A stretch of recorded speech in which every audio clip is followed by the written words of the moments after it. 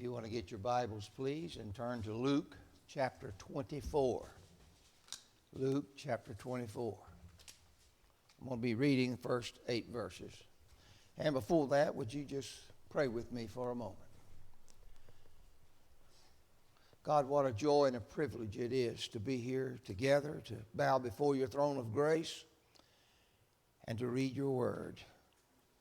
A privilege denied to many in the world today. We're particularly mindful of Christian brothers and sisters in Ukraine that are just trying to stay alive today, Lord, and probably have no resources to celebrate and have a meal with their families. Just have mercy on them, Lord. Bring deliverance, a mighty deliverance to that country, and free them from this demonic power that seeks to crush their country and steal their liberty. Now, Father, as we turn to your holy and precious word, I pray that you would bring it alive in our hearts, that the resurrection power of Jesus would live in us and liberate us to be your people in this earth, declaring the praises of him who called us out of darkness into his marvelous light. Come, Lord, be our teacher and give us understanding. In Jesus we pray. Amen. Luke chapter 24, and I'll just read 8 verses. On the first day of the week, very early in the morning, the women took the spices they had prepared and went to the tomb. They found the stone rolled away from the tomb, but when they entered, they did not find the body of the Lord Jesus. While they were wondering about this, suddenly 2 men in clothes that gleamed like lightning stood beside them. In their fright, the women bowed down with their faces to the ground, but the men said to them, "Why do you look for the living among the dead? He is not here. He has risen.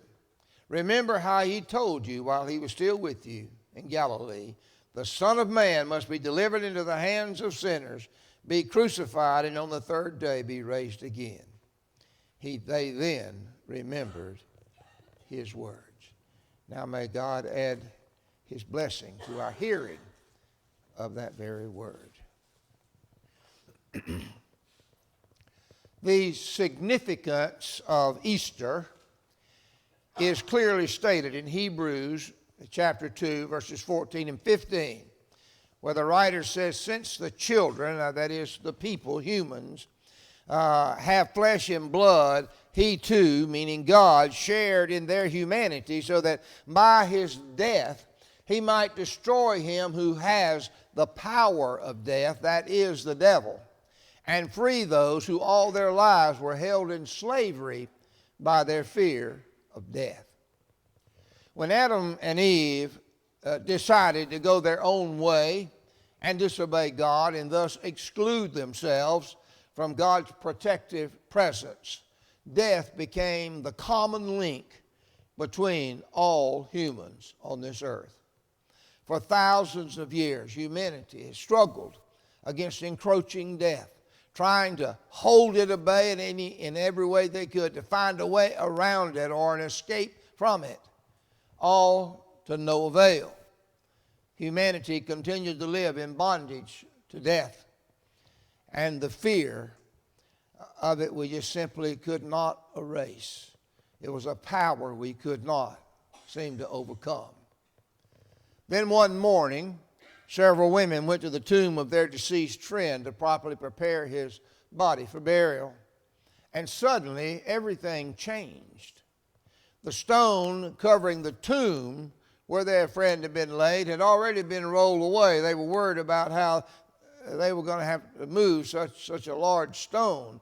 But it was already rolled away when they got there. But when they went inside, they didn't find the body. Rather, they found 2 angels who said to them, "Why do you look for the living among the dead? He's not here. He has risen." He has risen. Death had reigned since Adam, But now the truth of God's word becomes a reality. Death does not have the last word. Jesus does. Amen. Now, for those who love this Jesus and put their trust and their hope in him, this means that death no longer is our final resting place, but rather it's merely a dressing room where we go to replace the perishable with the imperishable, where we take off our mortality and put on immortality. It means that death has lost its sting and the grave has lost its victory. It means we can be set free from our bondage to the fear of death. The stone has been rolled away. Now, as my good friend Garnet Wilder titled his Easter sermon on one Sunday. He was a pastor at First Methodist. I never riding by there, and they have a marquee where they put the title on it. The title of his sermon was, "After Easter, you can die laughing." After Easter, you can die laughing. We can walk straightway into the terrible jaws of death and know that we'll walk out the other side the victor. Incredible as that is, there's still more good news. Death is the arch enemy, the overarching power, the main weapon of the devil.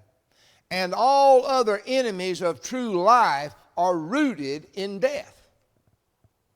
So if the power of the resurrection is sufficient to defeat death, then it's sufficient to defeat all the other lesser things that are attached to it. Well, somebody ought to shout hallelujah or say amen or something. Come on, be happy, it's Easter.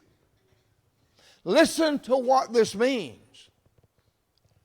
In the world that we live in today, guilt and shame rob all joy from countless millions of people. I've met many of them. Now, those guilt and shame are rooted in sin and failure, particularly moral failure, but not necessarily that. But even the best and most successful among us realize that we've often come up short, that we failed to be perfect, even as our Heavenly Father is perfect. We know that we have failed to do everything that we knew that we ought to do. We've even done some things we knew were wrong when we did them. Only one person to say amen to that. You know it's true. Now you think of the guilt feelings that tormented the apostles before the resurrection, those 3 days that were in there. I mean, Peter had boasted that he would follow Jesus to the grave. And all the others lined up and said, yeah, we will too. Yet on the night Jesus was arrested, they all deserted him, left. 3 times Peter publicly denied that he even knew Jesus. The New Testament makes it clear that these 12 men that Jesus had chosen were human in every sense, just as we are. And once they realized the possibility that Jesus might be alive, do you think that filled their hearts with joy? No. Dread. They didn't want to see him. They just, how can I look in his face after what we have done? They dreaded seeing him. And they're going to have to remember their failure and how they deserted him and left him to die alone. Left him alone that miserable, miserable night. But when they were forced to look at him by his sudden appearance to them in that upper room, when they saw Jesus in all of his resurrected glory, the guilt and shame just disappeared in sweet release. And all the fears they ever had melted into his peace. Joy unspeakable and full of glory flooded their souls. Now the apostles had faith and trust in God. You see, but for a time there they were in entombed.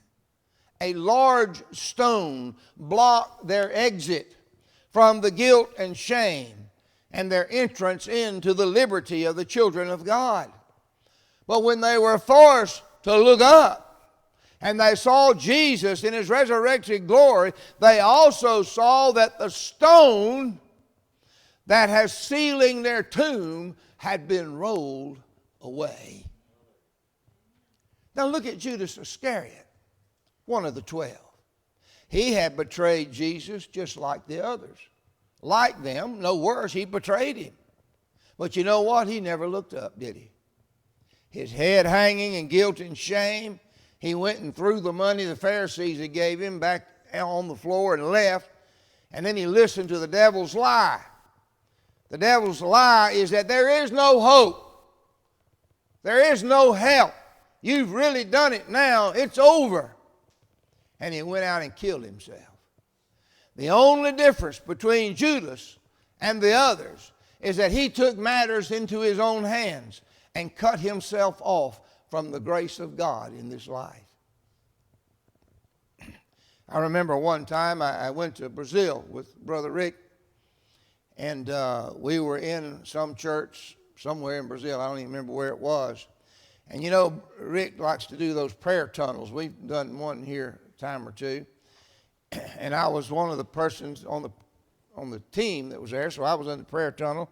And I saw this young woman enter the tunnel, and this is a long tunnel. This is almost as wide as this room. And she just had her head down like that. She wouldn't even look up. You could just see shame all over her.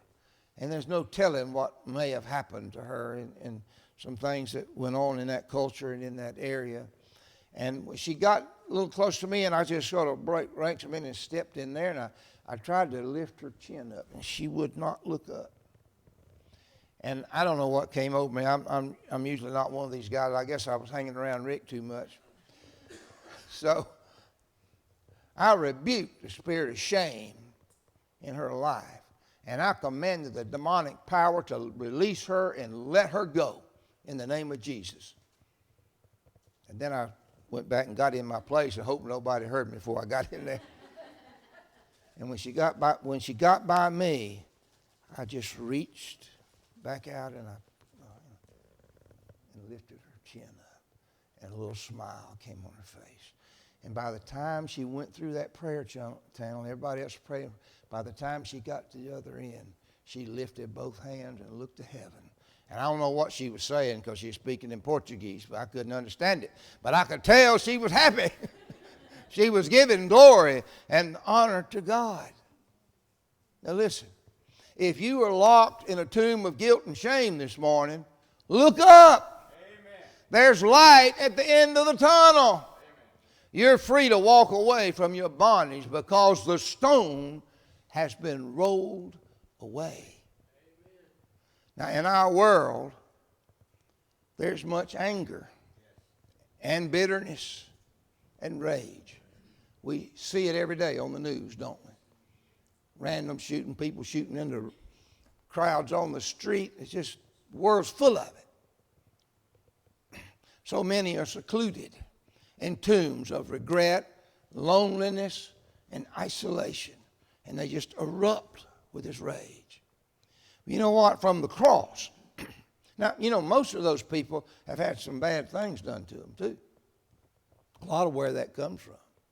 But from the cross, Jesus looked down through the blood and pain that he was experiencing upon those who had beat him, spat upon him, and crucified him. Thank God it wasn't me hanging on that cross, because I wouldn't have said what he said. I'd have said, God, you see all those folks down there? Get them.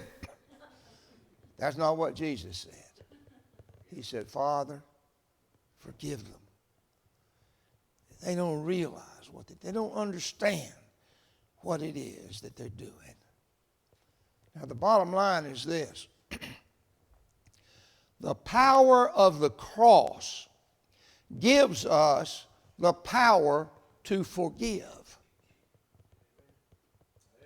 And don't say to me, well, preacher, you don't know what so-and-so did to me. Well, I know what they did to Jesus. And I don't believe anybody's done to you as bad as what they did to him. It gives you the power to forgive everyone, everything. There are no exceptions. If you allow 1 ounce of anger and bitterness to remain in your heart, it will become a bullet, will become a cancer in you. You've got to get rid of it. You forgive everyone, everything. If you are living in a tomb of anger, bitterness, and rage, I encourage you today to look up, because the stone's been rolled away. You're free to leave. Amen. Unbelief keeps many from a vital relationship with Jesus. Thomas had this problem. He's one of the apostles. Now let's not confuse doubt with unbelief. We've done that. We've referred to doubting Thomas and labeled him that. But listen to Thomas's own words now in John 20:25. Unless I see the nail marks in his hands, and put my finger where the nails were, and put my hand in his side, I will not believe it. He chose not to believe. Sometimes we forget that believing is a choice. It's a decision that we make. He closed his mind off to the truth. But somewhere inside him was a kernel of hope, a kernel of faith. And when he saw Jesus in his resurrected glory, he fell on his knees. He didn't stick a finger in the hole in his hand or try to feel his side where the sword went in there. No, but he fell on his knees and said, "My Lord and my God." Listen, friends. If you are trapped in a tomb of unbelief, look up. Look in your Savior's face as he dies on the cross for your sins. Look up. Your stone has been rolled away. Millions of people are trapped in a tomb of addiction. It might be alcohol or drugs, or it could be some other thing. There are many things you can be addicted to. But listen, no matter what your addiction is, I guarantee you there are people on this planet who have been there and have gained victory, and they are standing by to help you walk into the liberty of the children of God. So look up and see the light. The stone's been rolled away. You don't have to live in that tomb any longer. Listen, I get a little excited on Easter. I hope that's all right. Now listen to what Paul wrote. This one really tears me up.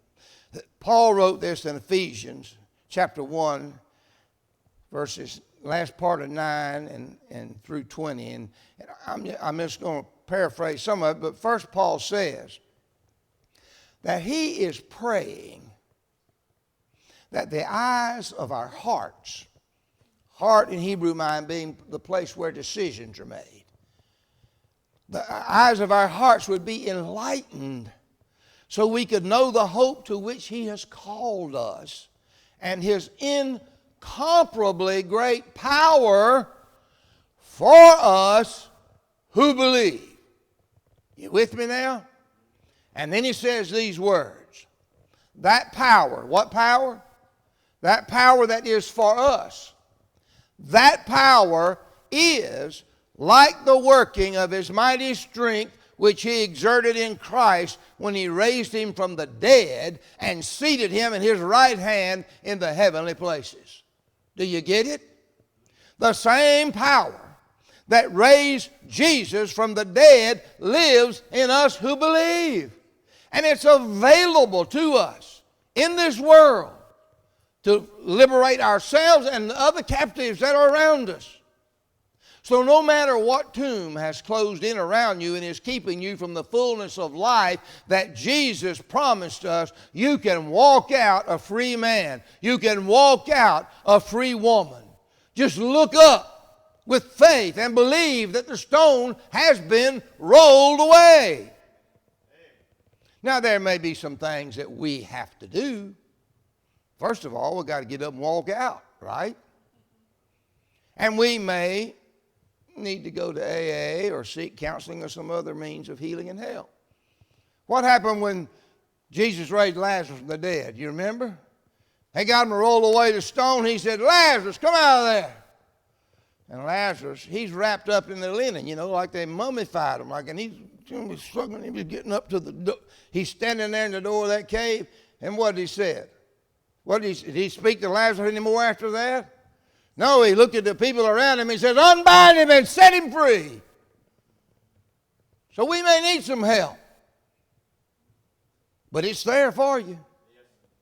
It's there for you. You can walk out of that tomb. And there'll be people to unbind you and set you free. The same power that raised Jesus from the dead is available to us to enable us to overcome every obstacle to abundant living, to make us like Jesus.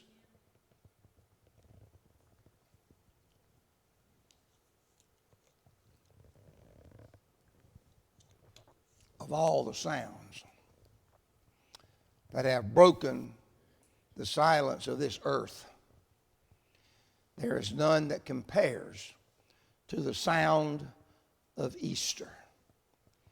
And I learned what that sound was from a little video clip I've got that I use in another sermon, and it shows a stone rolling away.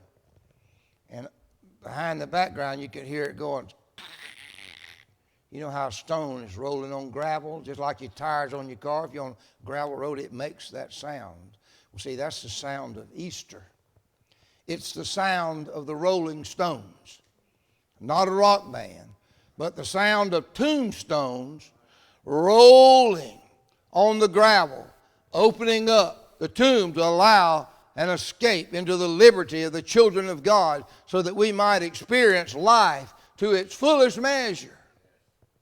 See, this is the joy and the promise of Easter. The stone, your stone, has been rolled away. Pray with me, folks. Father, help us to hear the message of Easter.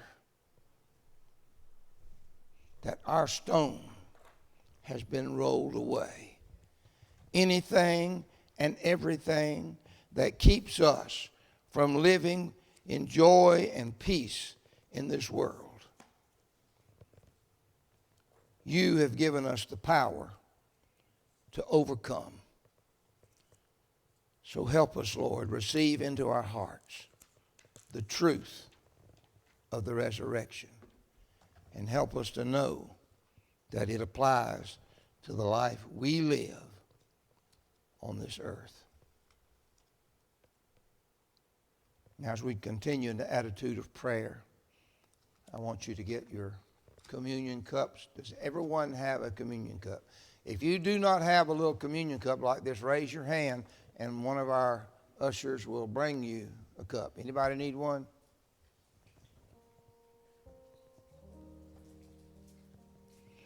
If you want to pull back the top pad there, and there's a little wafer in there. I heard one fellow say one time at communion that he had no trouble believing that the bread of communion represented the life of Jesus, the bread that we get. He said, but his biggest question of faith is to believe that this little styrofoam wafer is bread. Well, we usually use a loaf, but since COVID, we've had to go to things where we don't pass stuff around as much. And so this is our bread for a while. Jesus shared the Passover celebration with his disciples. And he being the leader, he led through the ritual. The Passover had a ritual. They had it written out. And there was a place toward the end where he was to take bread and break it and pass it around. And he broke the bread, passed it around. And then he said something that wasn't part of the Passover ritual. He said, "This is my body, and it's broken for you. As often as you eat it, do this in remembrance of me." And so we remember the body of Jesus given for us as we take this bread.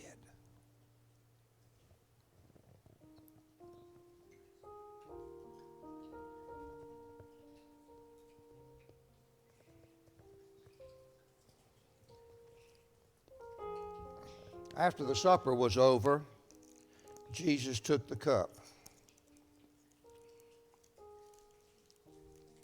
And he blessed it, saying, "Blessed art thou, Lord God Almighty, creator of heaven and earth, who brings forth fruit from the vine." And then he said something that wasn't in the ritual. He said, "This is my blood, which is poured out for you and many for the forgiveness of sins. Do this each time you drink it in remembrance of me," in remembrance of Jesus and his shed blood.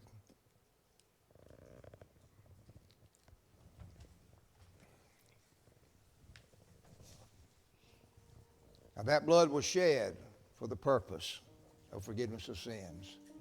And so let us now bow together and pray the prayer of confession. If you need the words, they're on the screen, so you'll have a hard time bowing. You can close one eye maybe. But you know what I mean. You can bow without bowing. And you can actually bow and not really be bowing, just bending your body. But our hearts are bowed before God as we pray this prayer. Most merciful God, we confess that we have sinned against you in thought, word, and deed, by what we have done and by what we have left undone. We've not loved you with our whole heart. We've not loved our neighbors as ourselves. We are truly sorry, and we humbly repent. For the sake of your Son, Jesus Christ, have mercy on us and forgive us, that we may delight in your will and walk in your ways to the glory of your name. Amen. I have some wonderful news for you. Your sins are forgiven. Y'all aren't happy about that? Your sins are forgiven. Now, there's some things that you have to do to appropriate that forgiveness. You got to believe and choose to live as though you believe that your sins are forgiven. And when you do that, you will be released from any bondage and control they have in your life. And why? Because the stone's been rolled away. The stone's been rolled away. And life eternal, the door to life eternal, is open to you. Well, I need to sing a song.